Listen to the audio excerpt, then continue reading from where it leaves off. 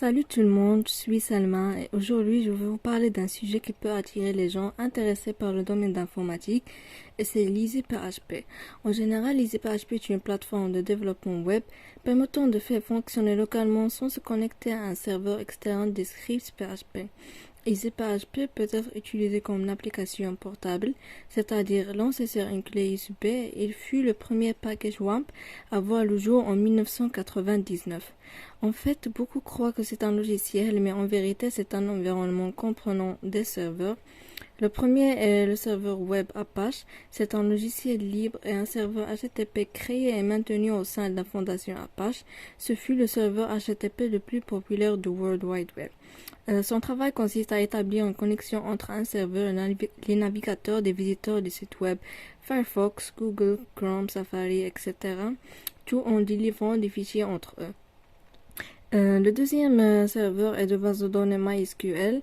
C'est un système de gestion de bases de données relationnelles SQL open source, développé et supporté par Oracle qui peut stocker et gérer les données. EasyPHP contient aussi un interpréteur de script PHP. Cet interpréteur exécute l'instruction puis envoie les sorties éventuelles au serveur. À la fin du script, le serveur transmet le résultat au client navigateur. Et un script PHP interprété par le serveur, donc les utilisateurs ne peuvent donc pas voir le code source. Voici un exemple des scripts écrits en langage PHP. Comme vous voyez, il doit toujours commencer par un chevelon ouvert, point d'interrogation et le mot PHP, et il doit se terminer par un point d'interrogation et un chevelon fermé. Il contient ainsi une administration SQL PHPMyAdmin, qui est une application web de gestion pour les systèmes de gestion de bases de données MySQL et MariaDB, réalisée principalement en PHP et distribuée sous licence GNU GPL. PHPMyAdmin est un outil qui nous permet de visualiser rapidement l'état de notre base de données et de la modifier sans avoir à écrire des requêtes SQL. Passons maintenant au processus d'installation d'EasyPHP.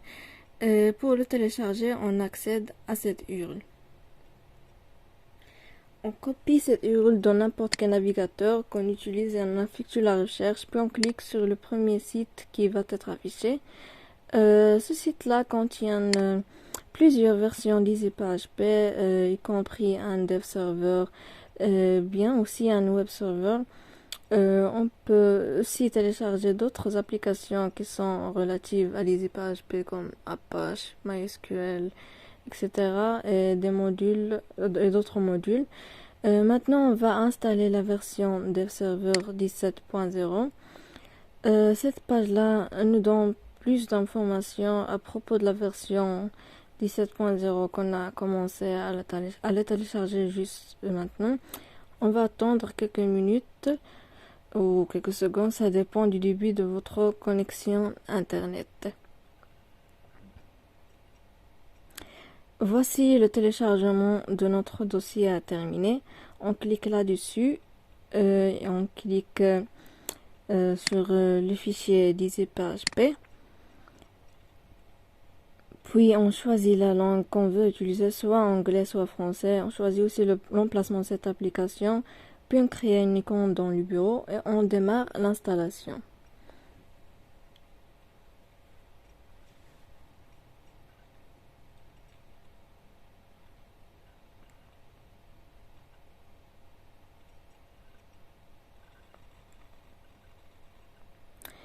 Et maintenant, après la fin du téléchargement, on va fermer ces onglets et puis on va aller au bureau. On constate qu'une petite icône d'EasyPHP a été créée dans la barre d'outils. Et maintenant, on va lancer notre application d'EasyPHP. Puis ensuite, on clique sur la petite icône et on remarque qu'il contient plusieurs outils comme un contrôleur de port, un explorateur de processeurs, process, et aussi un support, un contrôleur de démarrage et d'arrêt des serveurs, précisément d'HTTP de base de données. Puis ensuite, on clique sur Open Dashboard pour ouvrir le web local. Le web local d'EasyPHP d'adresse IP 127.0.0.1 se dispose d'une interface d'administration qui permet de gérer les alias qui sont des données virtuelles d'Apache Il permet aussi de créer des bases de données sur PHP-MyAdmin. Il contient aussi un testeur de code écrit en langage PHP. Dans l'entier de la page, on trouve des infos et des paramètres pour gérer et contrôler les serveurs de base de données. Maintenant, on va commencer d'abord par la chose la plus simple, qui est le testeur du code PHP. Le web local vous donne déjà un exemple du script PHP qui affiche la date actuelle. On clique sur Interpréter d'abord, et puis on obtient le résultat correct qui a été interprété par le serveur envoyé au navigateur. The current date is Friday, April 8 2022. On revient maintenant sur notre page web locale et on va écrire nous-mêmes un script PHP qui est très simple pour mieux comprendre. On garde les balises spéciales de PHP, on efface le corps, puis on écrit echo testing pour afficher le message testing, et puis ensuite on va effacer cet exemple, et puis ensuite on va cliquer sur interpréter et voici le résultat de notre code. Passons maintenant à une autre chose. On tape dans notre navigateur localhost / et on remarque qu'un fichier d'extension PHP appelé php-info.php a été déjà créé le 22 décembre 2015 à l'heure 11h. On va ouvrir l'explorateur des fichiers, on va aller sur notre disque local C, puis on clique sur Programme x86, on ouvre le dossier EasyPHP Dev Server, puis le dossier ds3w, et on remarque le même fichier qui se trouve dans le localhost. On l'ouvre avec Notepad++, et voici le code source de ce fichier. Ce code source est écrit aussi en langage PHP, et maintenant on va créer nous-mêmes notre propre fichier écrit en langage PHP. On commence d'abord par respectant la structure de PHP car c'est nécessaire, autrement le code ne fonctionne pas. On va créer un code qui est très simple. On veut tout simplement afficher le message bonjour tout le monde.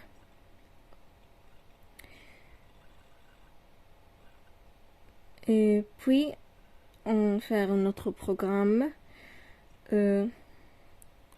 avec un point d'interrogation et un chevron fermé. Puis on clique sur enregistrer sous. On donne n'importe quel nom pour notre fichier. Je vais le nommer test avec l'extension PHP. Et puis on va l'enregistrer.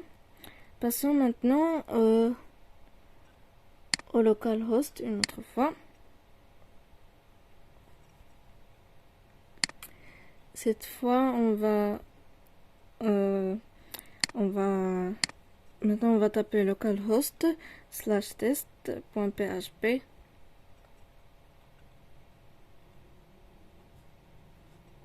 Et voici le message qu'on a écrit. C'est affiché sur cette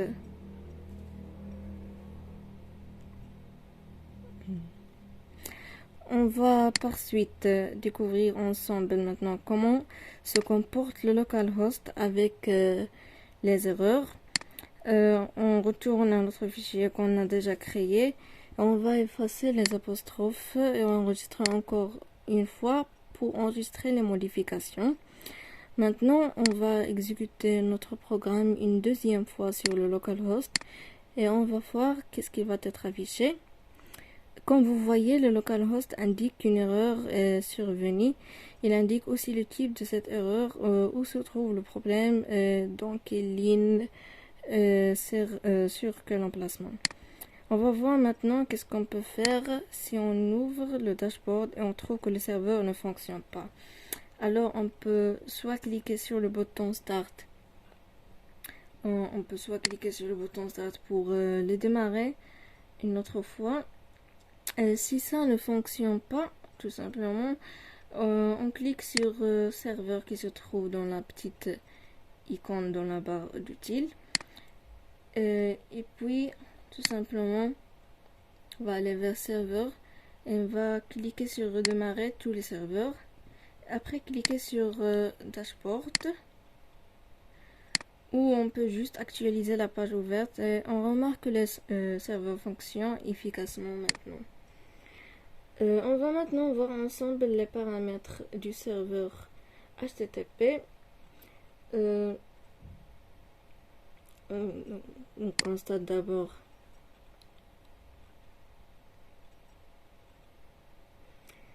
comme vous voyez, c'est un serveur Apache version 2.4.25 qui supporte plusieurs langages comme Python, PHP, Ruby, Perl, etc. Ce serveur utilise une version PHP 5.6.30 de 32 bits, fonctionne sur le port 80 et peut fonctionner sur d'autres ports comme 8080 aussi. On passe maintenant pour savoir qu'est-ce qu'on peut faire lorsqu'on a un problème au niveau de port. On clique tout simplement sur Configuration File, puis sur la petite icône du crayon qui est à côté pour éditer ce fichier.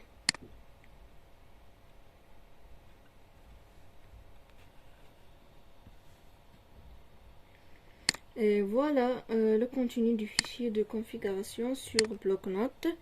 On tape sur édition, remplacer, puis on indique le nombre du port qu'on veut changer, avec quel port on veut le remplacer. Ensuite, on clique sur remplacer tout. Clique sur remplacer tout, puis sur suivant. Et un message va être affiché qui va indiquer que le port a été changé.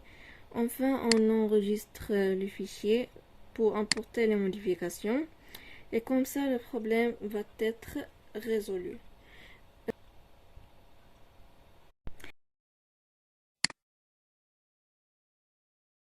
On passe maintenant au serveur de base de données. C'est le même concept que le serveur HTTP. C'est une version MySQL 5.7.17 d'architecture 32 bits. Il contient le bouton redémarrage d'arrêt. Elle travaille sur un port 3306. Et pour la configuration, c'est la même chose que l'Apache. LeasyPHP nous donne aussi la possibilité de travailler avec la base de données SQL PHP-MyAdmin, et pour en accéder, on clique tout simplement sur Ajouter module ou sur Ouvrir.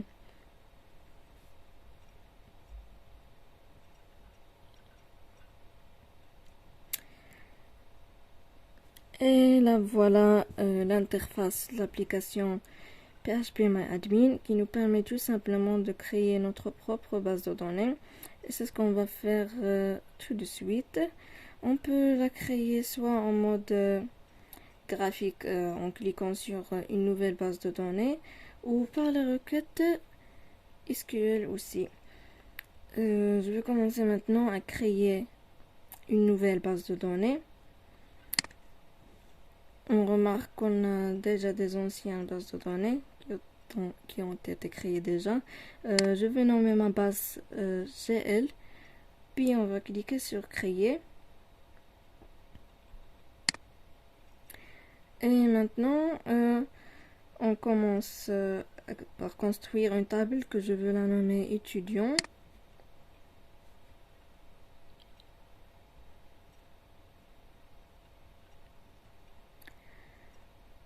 Ici, les colonnes signifient tout simplement les attributs.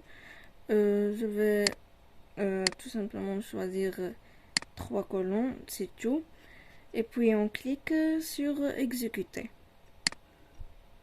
Comme vous voyez, l'EasyPHP nous fournit une interface qui nous permet de saisir les noms, les types et d'autres paramètres. On va maintenant commencer à saisir le nom des attributs qu'on veut ajouter à notre table. On va écrire ID étudiant. On va laisser le type int.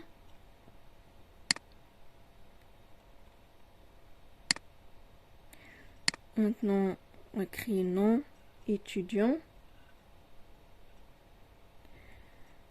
On va choisir le type varchar. Et dernièrement, on va écrire âge étudiant. Et on va le laisser de type int. On peut aussi préciser autre chose comme la taille, la valeur par défaut, l'interclassement, les attributs, etc. Maintenant, on va définir l'ID étudiant comme une clé primaire. Et après, on clique sur exécuter. Maintenant, après avoir rempli notre table, on clique sur enregistrer.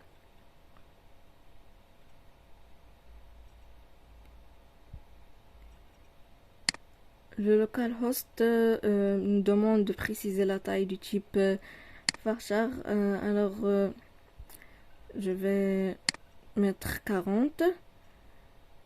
Et puis, on clique sur enregistrer.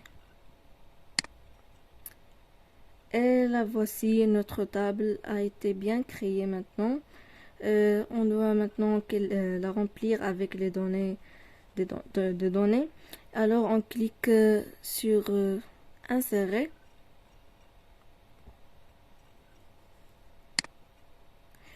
Dans cette interface, on saisit les données des étudiants, mais d'abord c'est mieux de mettre l'identifiant en mode d'auto-incrémentation. Et c'est ça ce qu'on va faire. On va cliquer sur modifier, donc ID étudiant. On va cocher la case AI. Puis enregistrer. Et tout ça pour tout simplement éviter les contraintes. Clique encore une fois sur insérer. Et on commence à saisir les données. Dans nom étudiant, je vais écrire El Forcani. Là, je vais lui donner 18. On doit décocher d'abord la case ignorer. Et on continue. On laisse ID étudiant comme ça. On écrit Akjao.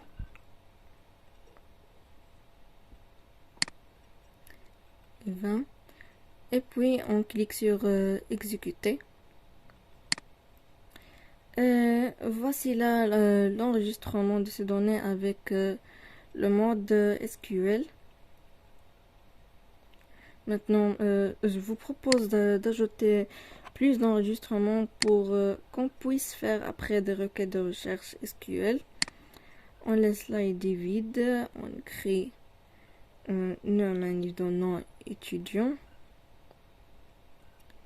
Je vais remplir l'âge par 19. Écrire Axby.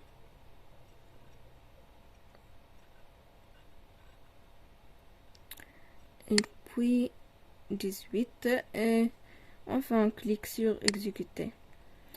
On clique maintenant sur parcourir.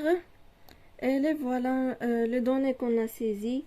Et maintenant on va tout simplement faire des requêtes de recherche avec SQL.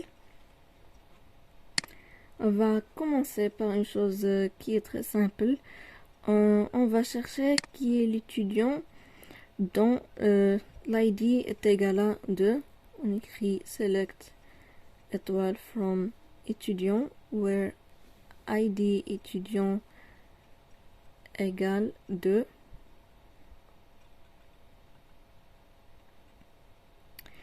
Et Maintenant, on exécute.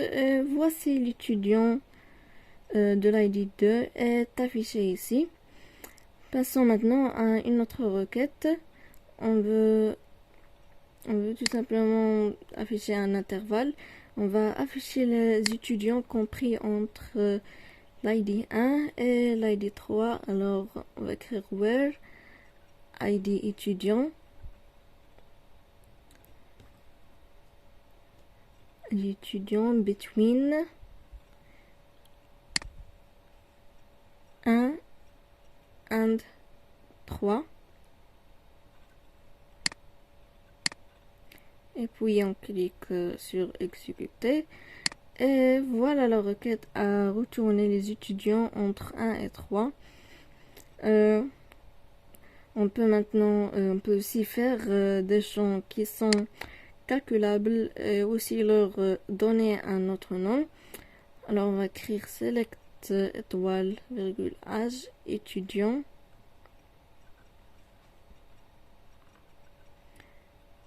as pour lui donner un autre nom,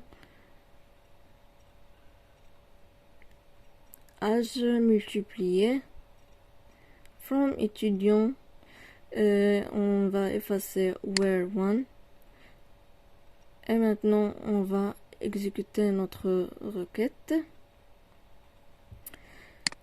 Et comme vous voyez, la colonne âge multiplié a été ajoutée au tableau contenant l'âge multiplié par 2. On peut aussi maintenant exporter notre base de données. Base de données, si on veut l'utiliser dans un autre ordinateur, on peut choisir le format du fichier qu'on veut, mais c'est de mieux de la laisser de laisser notre fichier dans le format SQL. Et puis on clique sur exécuter. Et le voici, notre fichier qui a été exporté. Et voilà, elle était appelée ici index. On peut aussi faire l'importation des bases de données. On clique sur importer.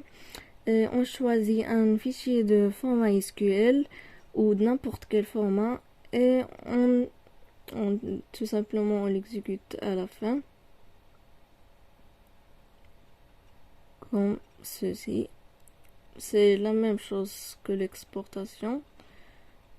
Clique sur exécuter, c'est tout.